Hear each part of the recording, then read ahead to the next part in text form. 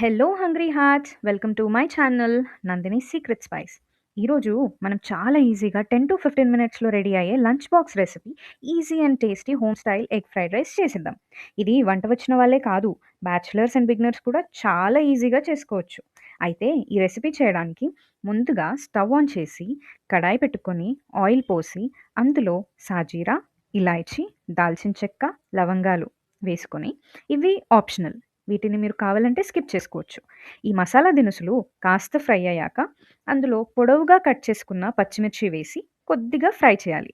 ఈ పచ్చిమిర్చిలో సన్నగా కట్ చేసిన ఆనియన్ ఇంకా కరివేపాకు వేసుకొని ఆనియన్ని కాస్త ఫ్రై చేసుకోవాలి. ఈ ఆనియన్ కాస్త మగ్గిన తర్వాత ఈ ఫ్రై చేసుకున్న ఆనియన్లో కొద్దిగా పసుపు వేసి కాస్త కలిపి అందులో ఎగ్స్ని కొట్టి ఒక 1 మినిట్ అలా డిస్టర్బ్ చేయకుండా వదిలేయాలి. 1 మినిట్ తర్వాత ఎగ్స్ని బాగా మిక్స్ చేసుకోవాలి.